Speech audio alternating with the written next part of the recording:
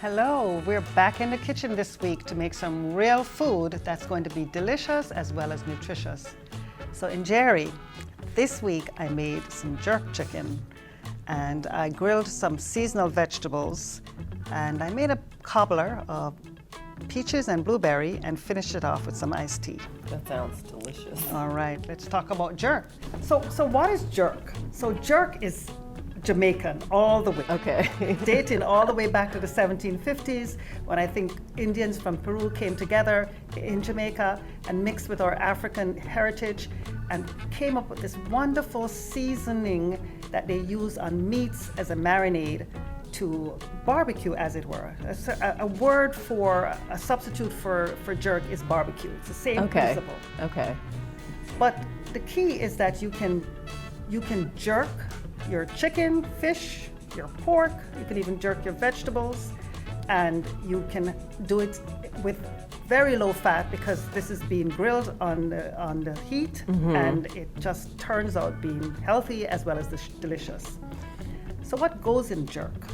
Yes, that's what I wanted to know next. I was going to ask you that. So jerk is based with hot pepper sauce. And key ingredient is chives or scallion, Okay. garlic, as well as wonderful spices like pimento, cloves, cinnamon. Those are your basic major ingredients in jerk. So everybody makes a different jerk. Of course, I personally think that the jerk from Jamaica or made by a Jamaican is more delicious. But I think the key is probably how long you marinate the meat. How long do you normally marinate yours? I try to do mine overnight. And I should mention this before we go any further, that you can make your jerk from a recipe, and I will provide something for you to use as a base, but you can buy it from a bottle too. There are a couple of great brands, Walker's Wood and Grace, that you can buy in even the grocery store up the road. Okay. It's so ubiquitous now. So your meat takes about 25 minutes or so to really get done on either side. And it's better on a low heat so it's done right if you're doing especially large pieces. Could I also cook this completely in the oven if I didn't have the grill? Yes, you could. Okay. You could put it on a broiler. Oh, okay.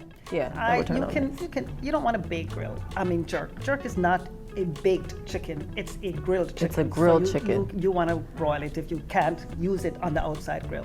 Tell me something. So I've talked a little bit about this chicken and the spices. Are there any health benefits to the spices that we've just talked about? Yes. Tell us about that. And to be honest, you're speaking my language when you start talking about cinnamon, allspice, garlic, of course. So those spices, the allspice, the cinnamon, the clove, they're all anti-inflammatories. They've been used historically in traditional medicine. They're great as dry out agents, so especially if you have upper respiratory issues, they really help with sore throat. They help to get rid of congestion in the chest. So they help to get rid of damp conditions. And then they're really great as carminatives, which are just help to support the stomach and digestion. So not only are you getting all this wonderful flavor, but you're getting really good medicinal benefits. And another key benefit with the allspice, the clove, and the cinnamon is they actually are anti-parasitic. So if you have worms or the things like that, you're killing 50 birds with one stone. Not to mention the hot peppers. And the hot peppers. Have you ever had jerk that is so hot that you have to take time to clear your sinuses? Yes. Okay. Yes, I have. So I can see how that could be beneficial. Wonderful. So let me tell you about the vegetables. Now, people traditionally grill corn on the cob, and I had some of that too. But I also took or seasonal vegetables, green and yellow squash. I also had some potatoes, sweet potatoes, as well as Yukon Gold potatoes, and some plantains. And I chopped all of those in large pieces, thin pieces, no more than ½ inch. As a matter of fact, the potatoes were nuked in the microwave for about 2 minutes to kind of partially do them so that they would not need to stay long on the grill. And I made a marinade for them. And that was a base of olive oil, garlic, and some fresh herbs and salt and pepper. The fresh herbs included parsley, sage, rosemary, and a little thyme. Nice. and then I used a brush and I just lightly brushed the vegetables with the olive oil, and they were placed on the grill and didn't take long, 5 minutes each side, and they were ready. And I made sure that vegetables were ready to go on the table. The chicken was done first because hot, crisp vegetables are so delicious. So delicious. Yes. And what I really love about the combination that you put together, the jerk chicken and then having some of the sweeter starchy vegetables, it allows you to have a really good, solid, high fiber meal, low sugar meal, because you don't have to add all the different sauces that we usually add, things like the honey and the sugar and the things that actually raise calories that kind of affect our glucose or sugar control. So the sweet potato with the plantain, that mix of the sweet with the savory and the hot, is just a wonderful way to go. And you don't need things like ketchup and the traditional barbecue sauces, which can really, you know, throw someone's meal planning or diet planning off. Yes. Well, you can have a little sweet with your dessert.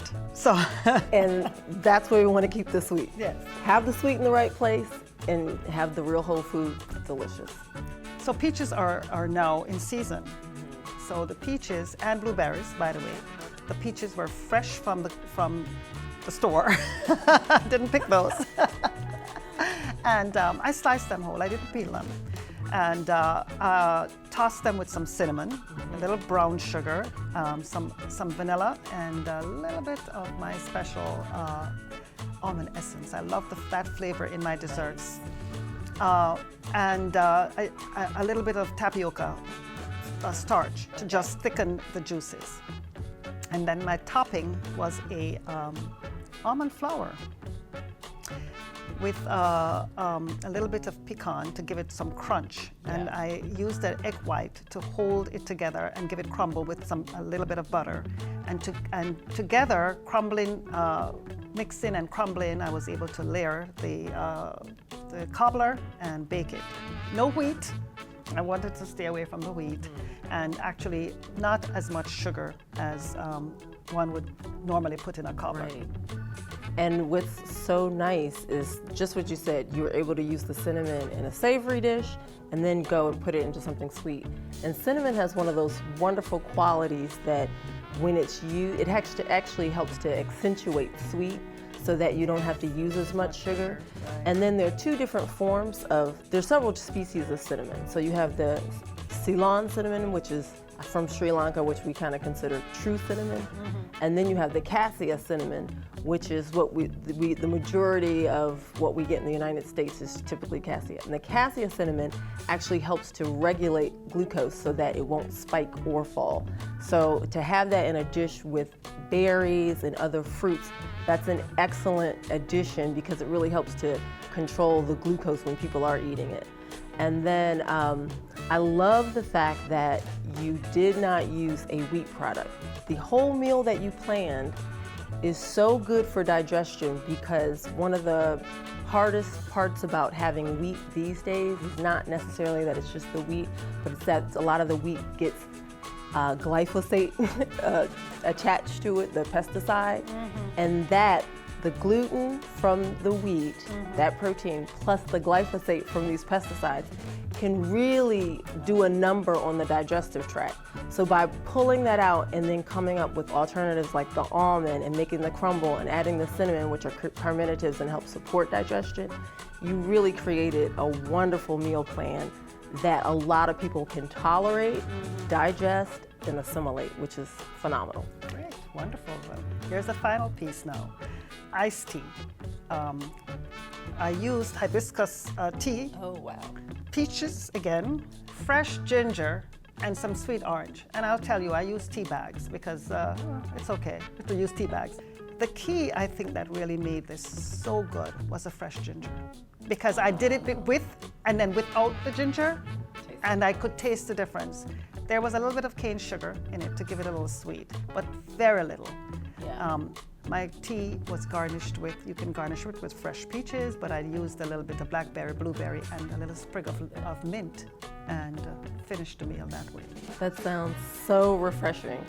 And the hibiscus traditionally has been used as something to cool the body and bring the temperature of the body down.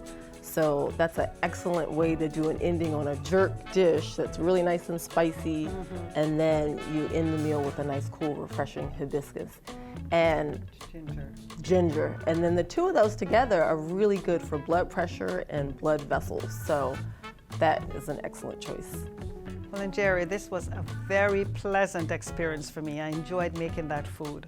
And I really hope that our viewers will give those recipes a try and enjoy not just the deliciousness, if that's such a word, but also the nutritional benefits of the meal.